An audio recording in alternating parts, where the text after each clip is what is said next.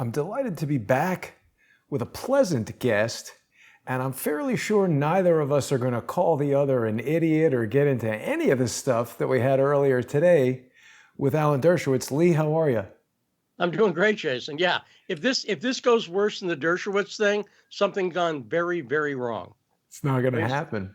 You've just completed another episode of The Backstory on Sputnik Radio. I was listening, very interesting, some insights from a Russian doctor about the COVID-19 situation. But there's been a lot of news. I was confused by this, Lee. I heard that there was this, big cyber hack, but I gotta say, I'm feeling a little bit like Boy Who Cried Wolf. They've been talking about Russia hacking forever with no evidence. What indication do we have that this occurred? None. Oh. So and I talked about this in the show today, but as soon as I saw this story, I want people to realize that there's two stories right now, parallel stories. One is about this guy, Alexander Navalny. He's a supposed Russian opposition leader. I'll talk about that. That's mostly in Europe. Then there's this story here about this hack. So the problem is we are in such a propagandized media environment that I am seeing people, including President Trump, make what I consider a really silly error, which is President Trump tweeted the other day after Mike Pompeo and William Barr came out and said, yep, there's this hack and it's Russia, right? And Trump said, I've seen the evidence and this is way overblown. Then he said, but it's China. Now, you can't have it both ways. I mean, he can because he's President Trump, but you can't have it both ways. There is literally, and I talked about this in the show today, with the Russiagate narrative, for instance, at least we had evidence that something happened. So just at a bare minimum, WikiLeaks released emails that they got from somebody, right? So let's start with that.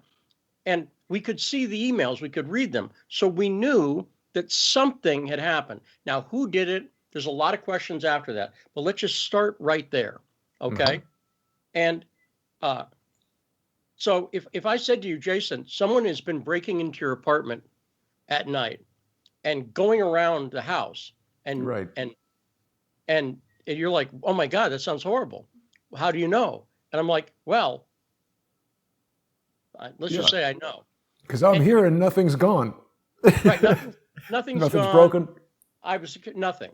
So until they actually produce anything, and they've literally not produced one thing except press releases and op-eds. Right. And these are the same people behind the disinformation over and over again. Here's my position. I need more. Otherwise, I assume this is purely narrative. And I'll talk about the reason for the narrative in a second, because it's a very clever narrative, which is setting up for future events. Because let's say I said, for instance, well, this person, he's been breaking into your house. You go, I haven't seen any evidence at all. I checked my security cams. I go, well, you don't even know how far they've infiltrated you, Jason. Let's see what happens.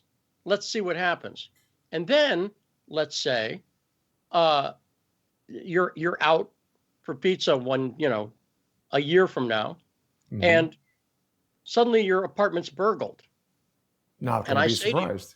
I say, aha, see, this is Now, if it turned out that I was the person who burgled your apartment, then you would go, well, wait a second. When he told me that thing about somebody rocking around, he was setting me up, right? So he could then later say, oh, you were burgled, but he did it. So what they've set up for on this hack is that there's no proof of. And literally they're saying this in op-eds, and Intel saying this, we don't even know how far Russia has infiltrated. We have no idea. We don't know what they're going to do in the future. They've said that. And that tells me something's going to happen in the future, and they're going to blame it on Russia. And we already see Biden saying, I'm going to take this seriously from day one. I'm going to do things. I'm going to sanctions. Already saying that in a speech today. Wow. Now, add the fact, and by the way, this narrative, but the worst part is I have not seen one single person, Right. and a lot of people are following Trump's lead. They immediately go, no, it's China. No, no, don't, and you could pick a country. See, one of the reasons they say that it's Russia or a state actor, I'm gonna name another country, Israel. Am I saying it's Israel? No, I'm not saying it's Israel because I don't see anything happening. Here's what I'm saying. Israel absolutely has the technical capabilities to do this, right? They do. There's not a question in the world. It's not like, Barbados or something where they may not have the ability to do it. Even if you say it's a state actor, there could be multiple state actors. So if I didn't like Israel, and I have questions about Israel, but leave that aside. If I didn't like Israel and I just came out and said, no, it's Israel, I'm committing the same error. And it's a mistake to do that. I have big problems with the UK, for instance. UK intelligence interfered in our election. I'm not blaming UK. I'm saying I'm seeing a bullshit narrative get set up that they're doing on purpose to set up for future things. If something happened, to me, the most likely culprit at this point is going to be the deep state, the CIA or somebody. Absolutely. Setting themselves up. Now let's talk about the Navalny case. Alexander Navalny is supposedly a Russian opposition leader, but he has almost no support in Russia whatsoever. And he was poisoned a few months ago. And now he says, now the poisoning is being used to sanction Russia. And once again, it's a narrative. Now, he recently came out with audio where he said he's talking to a KGB agent. Poison in his underwear? Right, FSB agent, yes. What's that about? He's saying that they took Novichok, which is this deadly, remember the Skripal case? Yes, right. Novichok, when that story came out, they told us, Novichok will kill you in 10 seconds. You went there to the town where that all happened, right? To Salisbury, yes. And no one there bought the narrative. And there's a lot about that, by the way. And I'll come back to it in a second. But that Novichok story with Skripal was everything we heard about Novichok. First off, it sounds scary and Russian. Yes. Right? And it's Novichok. It sounds like a Bond villain. Yep. Right? Absolutely. Vladimir Novichok. You will pay, Mr. Bond, whatever it is.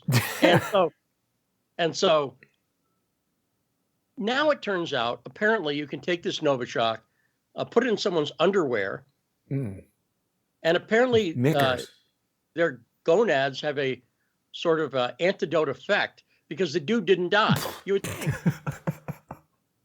would think if you had Novichok, you might itch. Right. You'd think there'd be an issue. In fact, I pointed this out, that if you think about it, Navalny's Novichok nuggets sounds like a Christmas treat. It sounds like something you get at the mall. They give it's like sweaty balls. Remember that? Sweaty balls, exactly right, yeah. So this story, on the face of it, is absurd. I agree. Let's go back a step. A friend of mine said this to me after my show today. He said, let's just go to a tradecraft perspective. Who was in the room going, I've got an idea. Let's put Novichok in his underwear. And someone's like, well, okay, well, hang on. It's a great idea, Ivan. But how do we... Sketch that out for me. How's that? Yeah. Well, how do we, play it out for me. How do we know what underwear he's going to wear?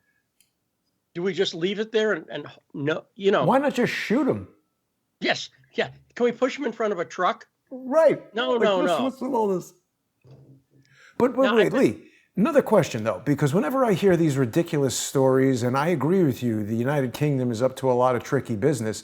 Wasn't Christopher Steele the contact or the handler for that guy who got poisoned at the sushi place? You're very well. Hang on. It's worse. So we talked about that last week. Yeah. Why is Vladimir Putin an evil monster? There's a short list of things they always say. Syria, Ukraine, Crimea, the Litvinenko poisoning, the Navalny poisoning, his pursuit of Bill Browder. Now, when I've looked into those things, they're all lies, every one of them. I know the Syria one from when I went to Lebanon in 2013, and I could see the BS there firsthand. Russia's on the right side in Syria, period. They're on the right side. And they're on the side that I wish the U.S. were on and that the U.S. should have been on. But okay, leave that aside, the anti-Al-Qaeda side. But this story about Litvinenko, as I pointed out last week, who was once again poisoned in a sushi restaurant, the guy who said that Litvinenko was poisoned by Putin was Christopher Steele. Right. Now, a couple minutes ago, I mentioned the Skripal poisoning. Sergei Skripal was a Russian double agent. He was an agent. Then he turned on Russia and became a British spy, right? A double agent. And then he was brought over to England. His handler, Jason, was a guy named Pablo Miller. Right. You told me about that. Pablo Miller, if you look him up, Doesn't first sound off, British. Yes, it may not, but it is. So Miller, when his name first started to come out in the Skripal case, in the UK, they issued what's called a D notice. A D notice says, don't talk about this. They send it out to the media. They say, don't talk about Pablo Miller. Okay? Wow. So that's A. So that's a little suspicious. Who knew right there. that even exists? But look, if you look into Pablo Miller, you'll see he's a partner with Christopher Steele in Orbis Communications. Oh. You know, I've been in there. Orbis Business Intelligence. I went and visited and walked right up to the office. To where? To in Orbis? London, to Orbis Intelligence. There was an American girl, pretty young and attractive, working there. Struck me as, maybe CIA. I couldn't find Orbis. I've been to London a few times. You did better than me. I tried to find it. I was walking around. As you know, the London street system is Byzantine. It's and difficult. Kind of literally. I couldn't find Orbis. But Pablo Miller was Sergei Skripal's handler. Furthermore, he lived about a half mile from Skripal in Salisbury. And you're not allowed to talk about it. The British media immediately said, don't talk about Pablo Miller. So the fact that Steele and his company Orbis, here's what Orbis is clearly. If you're British intelligence, you have certain rules you're supposed to follow, right? So it's the same thing here. Like the CIA, right? It's a private version of British intelligence, which allows them to do things and have a degree of separation from British intelligence and to do things British intelligence couldn't do. So anybody, and I've always said this, in the Russiagate narrative, people in the U.S., if they were telling the story of Russiagate, which people on the right call Spygate, right? Spygate people never mention the Skripal case, and because the thing about the Spygate people, Solomon, Bongino, Sarah Carter, all the people pushing that Spygate narrative are intentionally misleading people. They get a lot of the story right, and then they veer off because they always need to demonize Russia. And again, my show's on Radio Sputnik. You can, if people want to give an ad hominem, which is what Bongino does, well, he works for Russia or what, he says stuff like that, which I don't get any Russia control, anything, nothing. I get a paycheck for doing a show that I produce on my own. It's awesome. But if you don't believe me, if you go, well, I'm skeptical, just go look it up. Go look up Pablo Miller's Skripal. You'll find it. Go look up the fact that Steele was actually Litvinenko's handler. And the Skripal thing happened when Steele was running the Russian office. So this happens over and over again, which leads to a good question. Why was Skripal taken out? And I don't know the answer to that. Is he dead? He is? I thought he survived. He did survive. Do you know where he is? I don't know. Me neither. England. Oh. The Brits are hiding him. And really? I'm not joking. And his daughter. And if you really want to get into that, there were phone calls between his daughter and an aunt. And the daughter was trotted out by the British. The daughter was over visiting him, and she had a fiance, and suddenly she's not going back to Russia. So I'm going to argue that Yulia Skripal and her father, Sergei Skripal, are effectively political prisoners in the UK right now. Wow. They But they also effectively, gave her some kind of tracheotomy, right? She had a real major surgery. she had surgery, and then she was talking to her aunt in Russia, and those phone calls were recorded. And she was like, and at first she was mad at her aunt because she was like, you, I don't want to be in the middle of this controversy, and you talk to the media and put me there. Then in a later phone call, about a week later, she said, I figured out what's going on. I'm sorry. I'm not mad at you. And she had, I think, figured out that she's been played here. But the whereabouts of Yulia and Sergei Skripal are unknown. They're being hidden by the British government. Again, nobody talks about this. Nobody talks about this. Well, And actually, it's sorry to not interrupt, hard. Lee, but this did come up with David Hawkins because this interview with Yulia Skripal is really unusual. It's, she's not a native English speaker, and just the what she's saying and how it's being said, it feels very staged. No, right. It's very staged. But again, do you hear anybody in the American media Don't even know at who they all are. Yeah. talk about this? Nobody. No. Nobody. And it's part of, and that's why we'll talk more about the Browder thing. But this is a good preface for that. This is why the Browder thing is so important. People need to understand there is a decades-long propaganda campaign against Putin that has nothing to do with the things they say they're against Putin for. It has to do with an economic agenda, and that's where the Browder stuff, and we'll get into the Shearer stuff a little bit today as well. That's what people need to understand. And again, I'll say this over and over. Don't fall into it. People, everybody, and I did it too. Even people who are like, they go, I don't believe the Russiagate narrative, that's a bunch of BS, blah, blah, blah. They end up repeating things that aren't true. And they end up going, yeah, Russia's obviously, Putin's a monster, but I don't think they did that. Right. And my question for them is, and seriously, why do you think Putin's a monster? Like, ask yourself. Nobody ever knows. No one has an answer. Or they'll go, the Litvinenko case. And every time you look into it, you go, well, that's the story promoted by this guy. We talked about this last week, who's known Bill Clinton since he was at Oxford. And again, I don't think it's an accident that it happened in the UK and at Oxford. And that's a deeper part of this narrative. But people really ask yourself, if you're going, well, it's China, why do you think what you think about China right now? And again, I'm a lot more critical of China than I am, but I'm nuanced critical of it. And I know that the deep state would much rather have you talk about Russia and China than to talk about Israel, Saudi Arabia, the UK, and the US. That's what they want you to talk about. They don't want you to talk about the other stuff. And of course, you had a nice conversation with Alan Dershowitz today. Dershowitz 100% ties in the Epstein thing with a explicitly pro-Israeli policy. We talked about Genie Energy last week. That's the energy company that has exclusive drilling rights to the Golan Heights.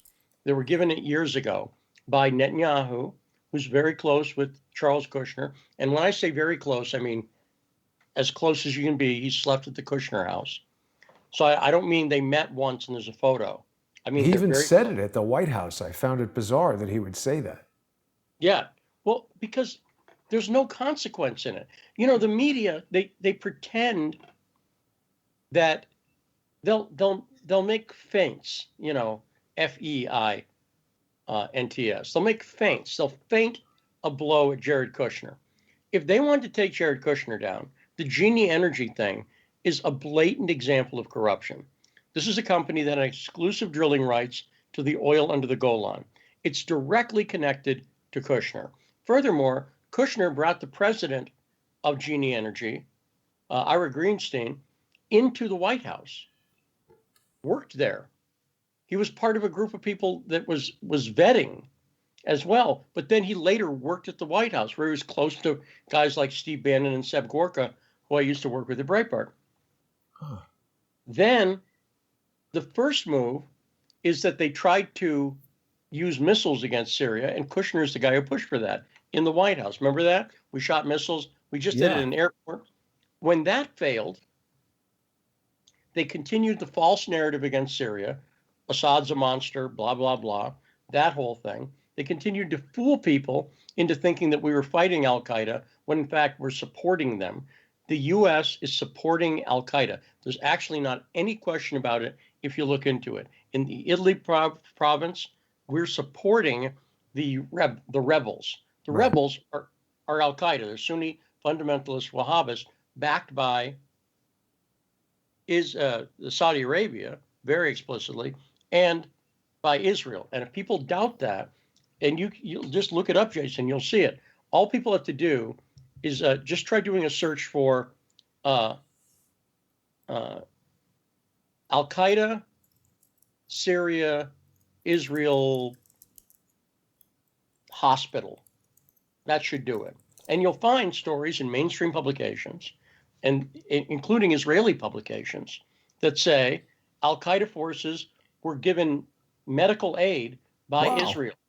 Here it is in the Times of Israel. Right. So that's as mainstream as it gets over there, right? Exactly right. Yes. And look what the headline is. They acknowledge it. So that's not a conspiracy theory, right? That's the Times of Israel reporting the government of Israel acknowledged it. How come people aren't freaking out about that? Because they don't hear it. And that's why I say, if the media really wanted to take out Jared Kushner. Well, let me ask you something, Levy, because you've just reminded me of something that I discovered earlier in the week. The whole Bill Browder story has now tied into all of David Hawkins' research, because apparently Bill Browder was in direct communication with Cameron Ortis, the RCMP guy, and I discovered that Bill Browder worked for Robert Maxwell's MCC conglomerate. What is that? That's exactly right. Bill Browder got his start with Ghislaine Maxwell's father. That's and crazy. When I wasn't really following the Epstein story for a long time.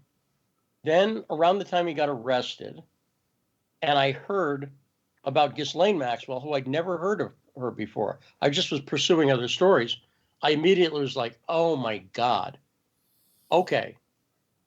The fact that Browder is connected to Maxwell, and Maxwell is once again as connected as you can be to Israel. There's a book called Robert Maxwell, Super Spy. Right. It's hard to find, but I have a copy of it. As connected as you can be, Robert Maxwell was given honors. He had like 3 funerals in Israel when he died. How about this with Rupert Murdoch, who publishes loads of weird stories about Epstein and Ghislaine Maxwell? That's exactly right. And who's also a supporter of Bill Browder's and the Magnitsky Act. I said, go to Open Secrets, look up News Corporation Magnitsky, you'll find it. News Corporation funded it. And see, that's one of the things it's the only reason if this sounds a little confusing and mind-blowingly complex, it is actually not that complex. But the problem is, it's like I said before, one of the advantages of you and I talking every week here is that if you jump in the middle of a soap opera, if you say, oh, I've heard a lot about Game of Thrones, let me just start to watch season 3, episode 6. That's where I'm going to start. It makes no sense. It makes no sense whatsoever. It makes no sense. And the difficulty is that as a journalist, I'm speaking to an audience that is comprised of 2 groups of people. People who've been following my work for a while, have looked into it themselves, and know that everything I'm saying is not only true, but 100% provably true. Every single point that I'm making, it's not hidden, it's not tricky. And that's part of the audience, and it's, depending on the show I'm doing, either a small part or a big part. But it's also comprised of people who get 1,000 news sources a day because whether you like it or not, CNN is part of your news environment. I mean, if you don't, people say, "Well, I don't watch Fox and I don't watch CNN." Doesn't make any difference whether you individually watch it or not. And I Because would they're suggest putting that info out there. yes, and I would suggest you do. And Yeah. I would, I again, I, I read and listen to every single news source. Now, let me pause you for a second, Lee, because a lot of Yeah. people are joining us now who maybe haven't seen previous episodes. We've just brought back High Dive with Lee Stranahan, which is another one of these sponsor-exclusive shows, and we're about to make the transition right now over to patreon.com/Stranahan, patreon.com/crowdsourcethetruth, and subscribestar.com/crowdsourcethetruth. People will be able to pick up the rest of the conversation there. We're going to go into depth on Bill Browder, the Maxwells, all this stuff with the United Kingdom, but we're going to take a pause here and we'll be back in less than 5 minutes. We'll see everybody over there. Thanks for watching.